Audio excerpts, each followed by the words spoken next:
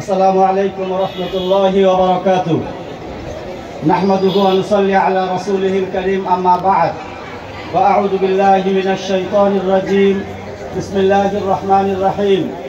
আল-ইয়াওমা আকমালতু লাকুম দীনাকুম ওয়া আতমামতু আলাইকুম নি'মাতি ওয়া রাদিতু লাকুমুল ইসলাম দীনা। ইসলামী ছাত্র খেলাফত গাজীপুর মহানগর কর্তৃক আয়োজিত আজকের এই নাশিদ সন্ধ্যায় সম্মানিত সভাপতি, আমাদের সকলের স্নেহের জনাব মিনহাজুর রহমান, উপস্থিত আছেন গাজীপুরের বিশিষ্ট আলেমে দ্বীন মুফতি আব্দুল মান্নান, মাওলানা মঞ্জুর হোসাইন, হাফেজ সাইফুল ইসলাম, ইসলাম ঐক্যজোটের কেন্দ্রীয় কমিটির অন্যতম নেতা মাওলানা ইয়াসিন আরাফাত, মাওলানা জুলফিকার, মাওলানা মুখলিসুর রহমান, মাওলানা ফারুক হোসাইন, মাওলানা আলমগীর হোসাইন সহ আজকের এই অনুষ্ঠানে গাজীপুরের শীর্ষ উলামায়ে কেরাম এবং উপস্থিত আছেন ইসলাম প্রিয় তৌহিদি জনতা এবং ইসলামী ছাত্র খেলাফত গাজীপুর মহানগরের নেতৃবৃন্দ। আমি মহান আল্লাহর দরবারে প্রথমে শুকরিয়া জানাই যে আল্লাহ পাক আজকের এই দিনটাকে সুন্দর করে দিয়েছেন।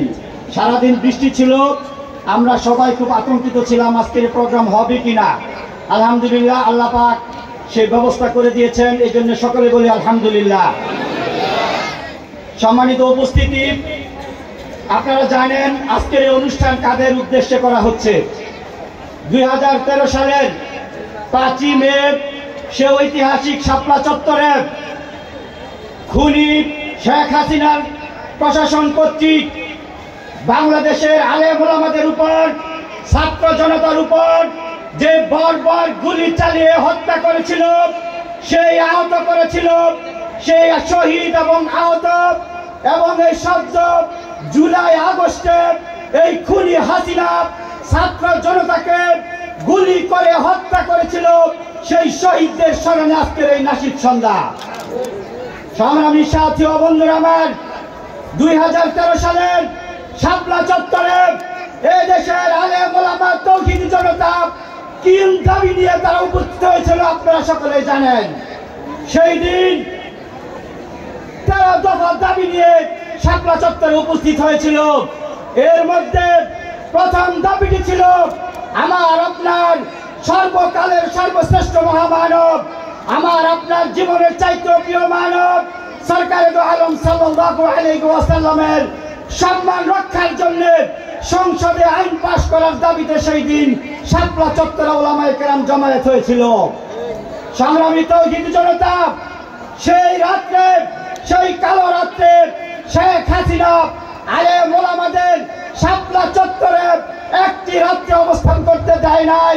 সেই দিন হাসিনার খুনি প্রশাসন 2 লক্ষ বুলেট মেরে আমাদের শত শত আলেম ওলামাকে হত্যা করেছে। ভাই আমার, সেই ইতিহাস এই বাংলাদেশের ইতিহাসে স্বর্ণাক্ষরে লেখা থাকবে, হাসিনার ইতিহাসে কালো অধ্যায় হয়ে থাকবে।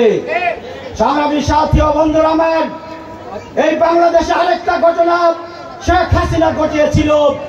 বিডিআর হত্যাকাণ্ড ঘটানোর মাধ্যমে বাংলাদেশের স্বাধীনতা সার্বভৌমত্বকে হুমকির মুখে ফেলে দিয়েছিল। সেই শেখ হাসিনা ভারতের পরামর্শে বাংলাদেশের আর্মিদের উপর আক্রমণ করে মেজরদের হত্যা করে আমাদের সেনাবাহিনীর শক্তিকে দুর্বল করার ষড়যন্ত্র করেছিল। সংগ্রামী সাথী ও বন্ধুরা আমার, শেখ হাসিনা বাংলাদেশের যতবার ক্ষমতায় এসেছে কোনদিনও সঠিক ভোটে ক্ষমতা আসে নাই। তারা বাঁকা পথে বাংলাদেশের ক্ষমতা এসেছে। তারা 3-4টি নির্বাচন হয়েছে, প্রত্যেকটা নির্বাচনে কারচুপি হয়েছে। কোন একটি নির্বাচন এই দেশের মানুষ গ্রহণ করে নাই, সেটা প্রত্যেকটা নির্বাচনী প্রশ্নবিদ্ধ ছিল। সংগ্রামী সাথী ও বন্ধুরা আমার, আজকে জুলাই আগস্টের এদেশের ছাত্র জনতা তাদের বুকের তাজা রক্ত দিয়ে এই ফ্যাসিস্ট আওয়ামী লীগের পতন ঘটিয়েছে। আপনারা জানেন আওয়ামী লীগ শেখ হাসিনা এই দেশের ক্ষমতা এসেছিল প্রতিশোধ নেওয়ার জন্য। আসলে এই দেশের জনগণকে শেখ হাসিনা কোনোদিনও মহব্বত করে নাই, ভালোবাসে নাই। আজকে শেখ হাসিনা এই আগস্টে 14 জনকে হত্যা করে প্রায় 100-র মতো আলেম ওলামাকে যে হত্যা করেছে, এই দায়ভার আগামী 50 বছর যদি আওয়ামী লীগকে নিষিদ্ধ করা হয় সেটার দায়ভার উসুল হবে না। আমরা দাবি জানাই এই আওয়ামী লীগকে আজকে যে হত্যাকাণ্ড ঘটিয়েছে এর জন্য আগামী 50 বছর বাংলাদেশে নিষিদ্ধ করা হোক। আওয়ামী লীগের রাজনীতিকে বাংলাদেশে নিষিদ্ধ করা হোক।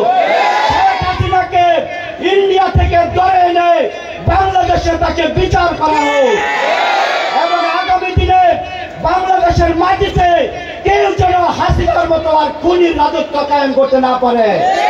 শুধু খুনি করে নাই, গত 16টা বছর এই শেখ হাসিনা যে আয়নাগর কায়েম করেছিল, যে খুনের রাজত্ব কায়েম করেছিল, যে গুমের রাজত্ব কায়েম করেছিল, এর জন্য শেখ হাসিনার যদি 100 বছর সাজা হয় তবু এর দায়ভার হাসিনার সুদ হবে না।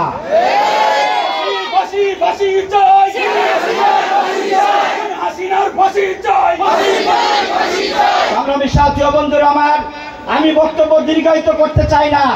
আপনারা জানেন এই শেখ হাসিনা এদেশের ইসলামী আন্দোলনকে নিশ্চিহ্ন করে দেওয়ার জন্য আলেম ওলামাদেরকে যেই নির্যাতন তারা করেছে ইতিহাসে সেটা কালো অধ্যায় হয়ে থাকবে। এদেশের একটি দলকে স্বাধীনতা বিরোধী তকমা দিয়ে, আমাদের ওলামায়ে কেরামদেরকে জঙ্গি তকমা দিয়ে এই দেশের মানুষদের থেকে বিচ্ছিন্ন করার ষড়যন্ত্র করেছিল। শেখ হাসিনা, তুমি এই দেশ থেকে ইসলামকে নিশ্চিহ্ন করতে চেয়েছিলে। আল্লাহর কি রহমত, আল্লাহর কি চাওয়া, তুমি নিজেই নিশ্চিহ্ন হয়ে গিয়েছো, নিশ্চিহ্ন হয়ে গেছে। আমি অনুরোধ করব, এই যে আমাদের স্বাধীনতা এনে দিয়েছে ছাত্র জনতা, এই স্বাধীনতাকে আমাদের রক্ষা করতে হবে। এই স্বাধীনতা যেমন আনা কঠিন, এর চাইতে আরো বেশি কঠিন হচ্ছে স্বাধীনতা রক্ষা করা। আমি মনে করি এখন সময় এসেছে এই দেশের মানুষের, এই দেশের রাষ্ট্র ক্ষমতায় ইসলামী দলগুলি ক্ষমতায় যাওয়ার একটা সময় এসেছে। এখন সুযোগ এসেছে। এই দেশের মানুষ তারা অনেক দলকে দেখে স্বাধীনতার পরে তারা কেউ এই দেশে শান্তি আনতে পারে নাই। সকলেই দুর্নীতি করেছে, সকলেই এই দেশের টাকা বিদেশে পাচার করে দেশকে দেউলিয়া করার চক্রান্ত করেছে। আমরা মনে করি আগামী যে সুযোগ এসেছে সেই সুযোগটাকে কাজে লাগিয়ে সমস্ত ইসলামী দলগুলি আমরা যদি ঐক্যবদ্ধ হতে পারি, এই দেশের তৌহিদি জনতা আমাদের দিকে তাকিয়ে রয়েছে, এই দেশের ইসলামী দলগুলির দিকে তাকিয়ে রয়েছে। আমরা অনুরোধ করব, আমাদের মধ্যে অনেকেই অতীতের ইতিহাস নিয়ে আপনারা কথা বলেন। আমরা স্পষ্ট ভাষায় জানিয়ে দিতে চাই, আওয়ামী লীগ ষড়যন্ত্র করে চক্রান্ত করে যাকে যেইভাবে পারা গিয়েছে আমাদের মধ্যে অনৈক্য করার সৃষ্টি করেছে। আমি বিশ্বাস করি কোন ইসলামী দল আওয়ামী লীগকে সমর্থন করতে পারে না, আওয়ামী লীগকে সমর্থন করতে পারে না। এই জন্য আমি অনুরোধ করব, অতীত নিয়ে কথা না বলে আমাদের সামনে কিভাবে আমরা এগিয়ে যেতে পারি, কিভাবে বাংলাদেশের রাষ্ট্র ক্ষমতায় ইসলামকে প্রতিষ্ঠা করা যায়, আমরা আসুন সমস্ত অতীত ভুলে, ভেদাভেদ ভুলে, আমরা দূরত্ব ভুলে আমরা আবার এক কাতারে সামিল হয়ে এই দেশের তৌহিদি জনতার আশা আকাঙ্ক্ষাকে আমরা পূরণ করে আগামী দিনে এই দেশে একটা সত্যিকার ইসলাম এবং আলেম ওলামাদের নেতৃত্ব আমরা তৈরি করি। আবারও আজকের এই অনুষ্ঠান যারা করেছেন সবাইকে মোবারকবাদ জানিয়ে, সবাইকে ধন্যবাদ জানিয়ে আগামী দিনে এই দেশে যাতে ফ্যাসিস্ট আবার কোনোদিন ফিরে আসতে না পারে সবাইকে সেই বিষয়ে সতর্ক থাকার উদাত্ত আহ্বান জানিয়ে আমি আমার বক্তব্য এখানে শেষ করছি। ওয়া আখিরু দাওয়ানা আলহামদুলিল্লাহি রাব্বিল আলামিন।